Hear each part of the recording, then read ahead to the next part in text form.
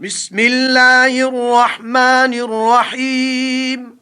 شروع خدا کا نام لے کر جو بڑا مہربان نہایت رحم والا ہے۔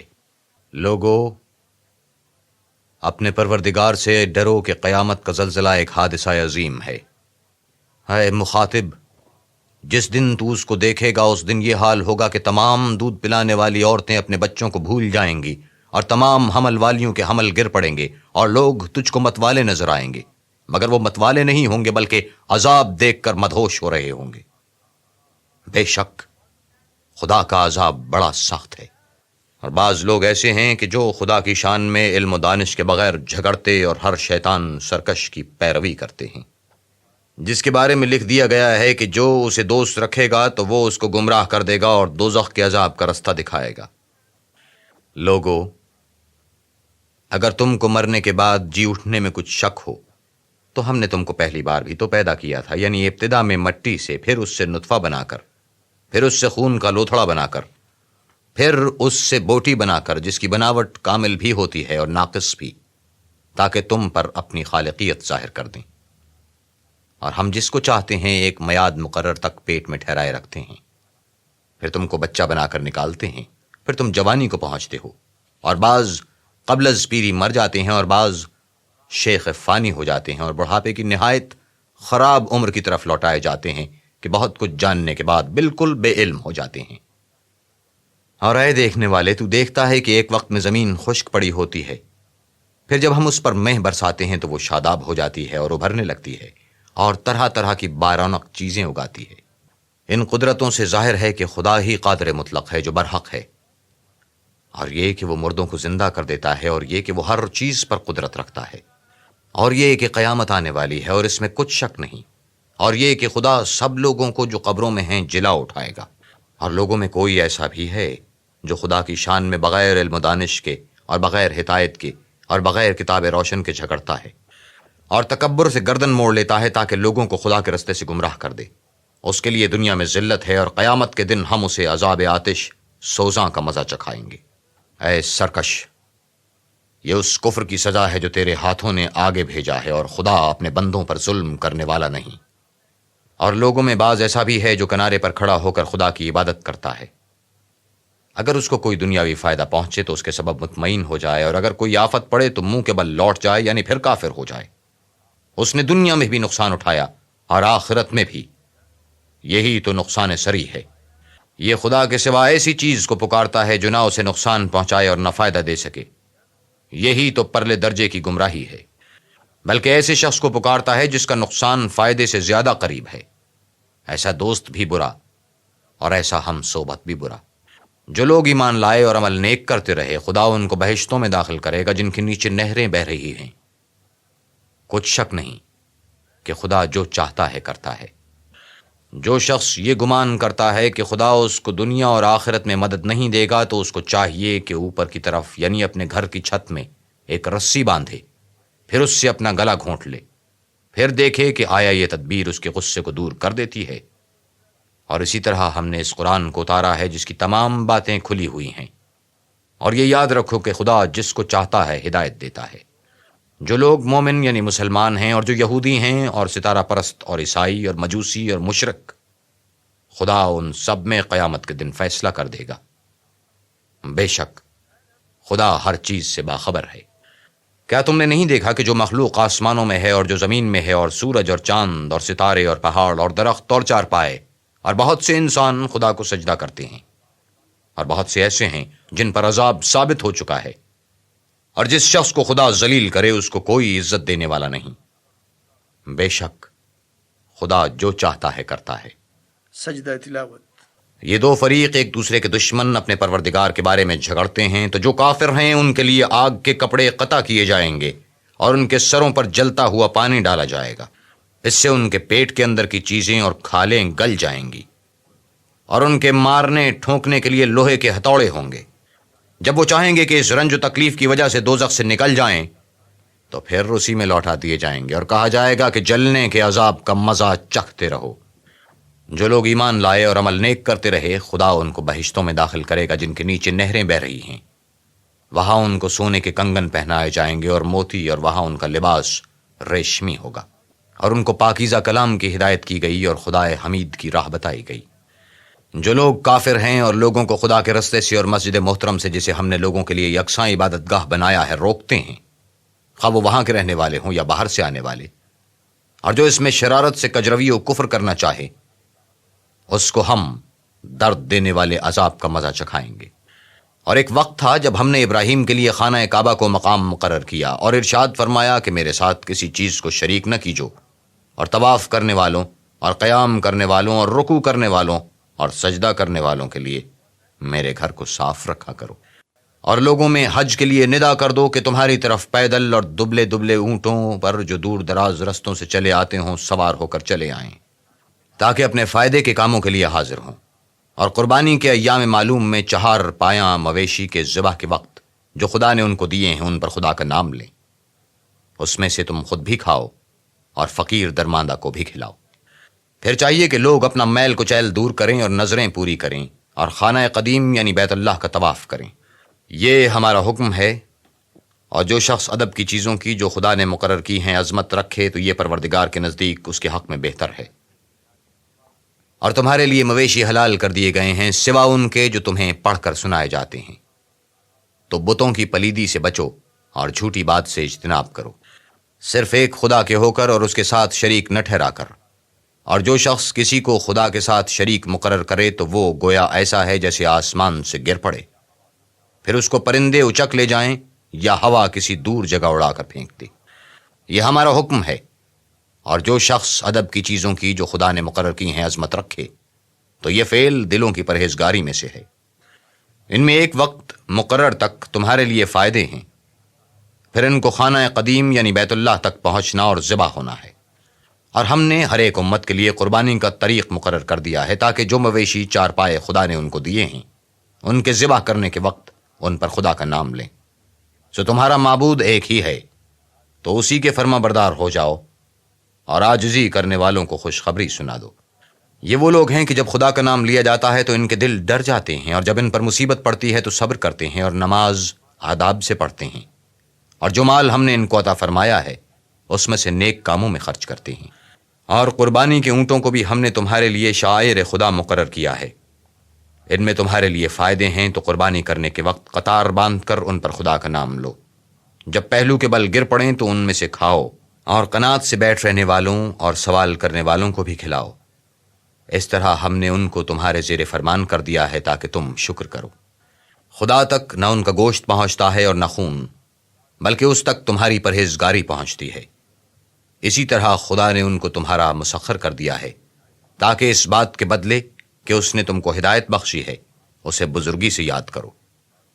اور اے پیغمبر، نیکوکاروں کو خوشخبری سنا دو۔ خدا تو مومنوں سے ان کے دشمنوں کو ہٹاتا رہتا ہے، بے شک خدا کسی خیانت کرنے والے اور کفران نعمت کرنے والے کو دوست نہیں رکھتا۔ جن مسلمانوں سے خواہ لڑائی کی جاتی ہے ان کو اجازت ہے کہ وہ بھی لڑیں، کیونکہ ان پر ظلم ہو رہا ہے اور خدا ان کی مدد کرے گا، وہ یقیناً ان کی مدد پر قادر ہے۔ یہ وہ لوگ ہیں کہ اپنے گھروں سے ناحق نکال دیے گئے، انہوں نے کچھ قصور نہیں کیا، ہاں یہ کہتے ہیں کہ ہمارا پروردگار خدا ہے۔ اور اگر خدا لوگوں کو ایک دوسرے سے نہ ہٹاتا رہتا تو راہبوں کے صومعے اور عیسائیوں کے گرجے اور یہودیوں کے عبادت خانے اور مسلمانوں کی مسجدیں جن میں خدا کا بہت سا ذکر کیا جاتا ہے گرائی جا چکی ہوتی۔ اور جو شخص خدا کی مدد کرتا ہے خدا اس کی ضرور مدد کرتا ہے، بے شک خدا توانا اور غالب ہے۔ یہ وہ لوگ ہیں کہ اگر ہم ان کو ملک میں دسترس دیں تو نماز پڑھیں اور زکوٰۃ ادا کریں اور نیک کام کرنے کا حکم دیں اور برے کاموں سے منع کریں، اور سب کاموں کا انجام خدا ہی کے اختیار میں ہے۔ اور اگر یہ لوگ تم کو جھٹلاتے ہیں تو ان سے پہلے نوح کی قوم اور عاد اور سمود بھی اپنے پیغمبروں کو جھٹلا چکے ہیں، اور قوم ابراہیم اور قوم لوط بھی، اور مدین کے رہنے والے بھی اور موسیٰ بھی تو جھٹلائے جا چکے ہیں، لیکن میں کافروں کو مہلت دیتا رہا، پھر ان کو پکڑ لیا، تو دیکھ لو کہ میرا عذاب کیسا سخت تھا۔ اور بہت سی بستیاں ہیں کہ ہم نے ان کو تباہ کر ڈالا، وہ نافرمان تھیں، سو وہ اپنی چھتوں پر گر پڑیں، اور بہت سے کنویں بیکار اور بہت سے محل ویران پڑے ہیں۔ کیا ان لوگوں نے ملک میں سیر نہیں کی تاکہ ان کے دل ایسے ہوتے کہ ان سے سمجھ سکتے اور کان ایسے ہوتے کہ ان سے سن سکتے؟ بات یہ ہے کہ آنکھیں اندھی تو نہیں ہوتی، بلکہ دل جو سینوں میں ہیں وہ اندھے ہوتے ہیں۔ اور یہ لوگ تم سے عذاب کے لیے جلدی کر رہے ہیں، اور خدا اپنا وعدہ ہرگز خلاف نہیں کرے گا۔ اور بے شک تمہارے پروردگار کے نزدیک ایک روز تمہارے حساب کے روح سے 1000 برس کے برابر ہے۔ اور بہت سی بستیاں ہیں کہ میں ان کو مہلت دیتا رہا اور وہ نافرمان تھیں، پھر میں نے ان کو پکڑ لیا اور میری ہی طرف لوٹ کر آنا ہے۔ اے پیغمبر، کہہ دو کہ لوگو میں تم کو کھلم کھلا نصیحت کرنے والا ہوں۔ تو جو لوگ ایمان لائے اور نیک کام کیے ان کے لیے بخشش اور آبرو کی روزی ہے، اور جن لوگوں نے ہماری آیتوں میں اپنے ذوم باطل میں ہمیں عاجز کرنے کے لیے سعی کی، وہ اہل دوزخ ہیں۔ اور ہم نے تم سے پہلے کوئی رسول اور نبی نہیں بھیجا مگر اس کا یہ حال تھا کہ جب وہ کوئی آرزو کرتا تھا تو شیطان اس کی آرزو میں وسوسہ ڈال دیتا تھا۔ تو جو وسوسہ شیطان ڈالتا ہے خدا اس کو دور کر دیتا ہے، پھر خدا اپنی آیتوں کو مضبوط کر دیتا ہے، اور خدا علم والا اور حکمت والا ہے۔ غرض اس سے یہ ہے کہ جو وسوسہ شیطان ڈالتا ہے اس کو ان لوگوں کے لیے جن کے دلوں میں بیماری ہے اور جن کے دل سخت ہیں ذریعہ آزمائش ٹھہرائے۔ بے شک ظالم پرلے درجے کی مخالفت میں ہیں۔ اور یہ بھی غرض ہے کہ جن لوگوں کو علم عطا ہوا ہے وہ جان لیں کہ وہ یعنی وہی تمہارے پروردگار کی طرف سے حق ہے، تو وہ اس پر ایمان لائیں اور ان کے دل خدا کے آگے عاجزی کریں۔ اور جو لوگ ایمان لائے ہیں خدا ان کو سیدھے رستے کی طرف ہدایت کرتا ہے۔ اور کافر لوگ ہمیشہ اس سے شک میں رہیں گے یہاں تک کہ قیامت ان پر ناگہاں آ جائے یا ایک نامبارک دن کا عذاب ان پر واقع ہو۔ اس روز بادشاہی خدا ہی کی ہوگی اور وہ ان میں فیصلہ کر دے گا۔ تو جو لوگ ایمان لائے اور عمل نیک کرتے رہے وہ نعمت کے باغوں میں ہوں گے، اور جو کافر ہوئے اور ہماری آیتوں کو جھٹلاتے رہے ان کے لیے ذلیل کرنے والا عذاب ہوگا۔ اور جن لوگوں نے خدا کی راہ میں ہجرت کی پھر مارے گئے یا مر گئے ان کو خدا اچھی روزی دے گا، اور بے شک خدا سب سے بہتر رزق دینے والا ہے۔ وہ ان کو ایسے مقام میں داخل کرے گا جسے وہ پسند کریں گے، اور خدا تو جاننے والا اور بردبار ہے۔ یہ بات خدا کے ہاں ٹھہر چکی ہے، اور جو شخص کسی کو اتنی ہی ایزا دے جتنی ایزا اس کو دی گئی، پھر اس شخص پر زیادتی کی جائے تو خدا اس کی مدد کرے گا۔ بے شک خدا معاف کرنے والا اور بخشنے والا ہے۔ یہ اس لیے کہ خدا رات کو دن میں داخل کرتا ہے اور دن کو رات میں داخل کرتا ہے، اور خدا تو سننے والا دیکھنے والا ہے۔ یہ اس لیے کہ خدا ہی برحق ہے، اور جس چیز کو کافر خدا کے سوا پکارتے ہیں وہ باطل ہے، اور اس لیے کہ خدا رفیع الشان اور بڑا ہے۔ کیا تم نہیں دیکھتے کہ خدا آسمان سے مہ برساتا ہے تو زمین سرسبز ہو جاتی ہے؟ بے شک خدا مہربان اور خبردار ہے۔ جو کچھ آسمانوں میں ہے اور جو کچھ زمین میں ہے اسی کا ہے، اور بے شک خدا بے نیاز اور قابل ستائش ہے۔ کیا تم نہیں دیکھتے کہ جتنی چیزیں زمین میں ہیں سب خدا نے تمہارے زیر فرمان کر رکھی ہیں، اور کشتیاں بھی جو اسی کے حکم سے دریا میں چلتی ہیں، اور وہ آسمان کو تھامے رہتا ہے کہ زمین پر نہ گر پڑے مگر اس کے حکم سے۔ بے شک خدا لوگوں پر نہایت شفقت کرنے والا مہربان ہے۔ اور وہی تو ہے جس نے تم کو حیات بخشی، پھر تم کو مارتا ہے، پھر تمہیں زندہ بھی کرے گا، اور انسان تو بڑا ناشکرا ہے۔ ہم نے ہر ایک امت کے لیے ایک شریعت مقرر کر دی ہے جس پر وہ چلتے ہیں، تو یہ لوگ تم سے اس امر میں جھگڑا نہ کریں، اور تم لوگوں کو اپنے پروردگار کی طرف بلاتے رہو۔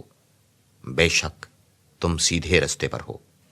اور اگر یہ تم سے جھگڑا کریں تو کہہ دو کہ جو عمل تم کرتے ہو خدا ان سے خوب واقف ہے۔ جن باتوں میں تم اختلاف کرتے ہو خدا تم میں قیامت کے روز ان کا فیصلہ کر دے گا۔